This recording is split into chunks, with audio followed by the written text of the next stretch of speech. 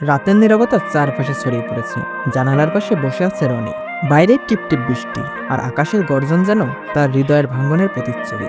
ফোনের স্ক্রিনে এখনো তিশার সেই হাস্যোজ্জ্বল ছবি উজ্জ্বল হয়ে জ্বলছে, কিন্তু সে হাসি এখন রনির জীবনের অংশ নয়। মনে পড়ছে এই ফোনেই একসময় ঘন্টার পর ঘন্টা কথা হতো তাদের। কোনো ক্লান্তি ছিল না, ছিল না কোনো দূরত্বের অনুভূতি। অথচ আজ সেই একই ফোনে তাকিয়ে তার দিকে নিস্তব্ধ, নিঃসঙ্গ, খালি। রনি দীর্ঘশ্বাস ফেলে ফোনটা বন্ধ করে দেয়।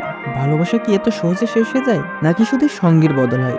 ভালোবাসাটা থেকেই যায়। তিশার সাথে প্রথম দেখা হয়েছিল ক্যাম্পাসের প্রথম দিন। সিমসাম হাসি খুশি এক মেয়ে, যার চোখে ছিল হাজারো স্বপ্নের ঝিলিক। রনি খন্দকার ছিল একদম উল্টো স্বভাবের, চুপচাপ, নিজের জগতে মগ্ন।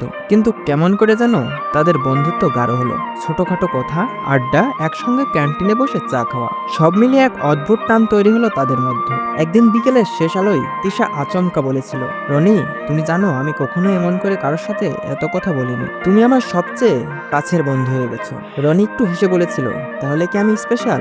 তিশা চোখ ছোট করে বলেছিল, হতে পারে, তবে সেটা তুমি কখনোই জানতে পারবে না। কিন্তু সত্যিটা কি কখনো লুকিয়ে রাখা যায়? একটা সময় এসে রনির মনে হলো শুধু বন্ধুত্ব নয়, তিশার প্রতি তার অনুভূতি অনেক গভীর। এক সন্ধ্যায় পুরো শহর যখন বাতির আলোয় ঝলমল করছিল, তখন রনি তিশাকে নিয়ে কফি শপে গেল। চারপাশে কোলাহল ছাপিয়ে সে ধীর কণ্ঠে বলল, তিশা, আমি একটা কথা বলবো, তবে ভয় পাচ্ছি বলার পর হয়তো সব বদলে যাবে। তিশা অবাক হয়ে তাকালো। কথা কি কখনো সম্পর্ক বদলে দেয়? রনি একটা দীর্ঘশ্বাস ফেলে বলে, আমি তোমাকে ভালোবাসি তিশা, শুধু বন্ধু হিসেবে নয়, এর চেয়েও বেশি। কিছুক্ষণ নীরবতা, তারপর তিশা মৃদু হেসে বলল, তুমি জানো আমি কখনোই প্রেম নিয়ে ভাবিনি। কিন্তু রনির কণ্ঠে উদ্বেগ। তিশা একটু থেমে বলল, কিন্তু তোমার সাথে থাকলে সবকিছু সহজ মনে হয়।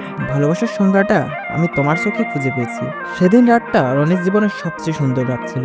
কিন্তু সব গল্প কি আর সুখের হয়? সময়ের সাথে সাথে তিশা বদলে যেতে থাকলো। তাদের গল্পের মাঝে দূরত্ব এসে দাঁড়ালো। রনি প্রথমে বুঝতে পারেনি, হয়তো ব্যস্ততার কারণে তিশা একটু বদলে গেছে। কিন্তু একদিন হঠাৎ সে দেখলো তিশা তার সাথে সময় কাটানোর বদলে অন্য একজনের সাথে বেশি সময় দিচ্ছে। তিশা, তুমি কি আগের মতো আমাকে ভালোবাসো?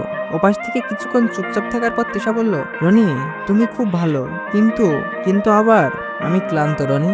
আমাদের সম্পর্কটা আগের মতো নাই। আমার মনে হয় আমাদের পথ আলাদা হয়ে গেছে। রনির মনে হলো কেউ যেন তার হৃদয়ের এক টুকরো ছিঁড়ে নিয়ে গেল। এরপর একটা সময় রনি জানতে পারলো তিশা অন্য একজনের সাথে সম্পর্কে জড়িয়েছে। সে এখন আর রনির হাত ধরে হাঁটে না, অন্য কারো হাত ধরে স্বপ্ন দেখে। রনি বুঝতে পারছিল সম্পর্কটা অনেক আগেই শেষ হয়ে গিয়েছিল, শুধু সেটা মানতে পারেনি।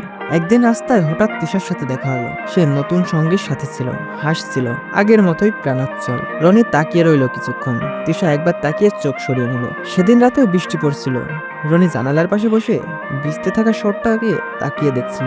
মনে মনে বলছিল, ভালোবেসেও তাকে নিজের করে ধরে রাখতে পারেনি। এত এত কান্না করেও তার হাতটা ছুঁতে পারিনি। তার দূরত্ব আমি অনুভব করতে পারতাম, অথচ শরীরের স্পর্শের জন্য সে আমার ভালোবাসা মুছে অন্যর হাতে হাত রেখে আমাকেই ভুলে গেল। কিছু ভালোবাসা হয়তো শুধু অনুভবের জন্যই আসে, ধরে রাখার জন্য নয়।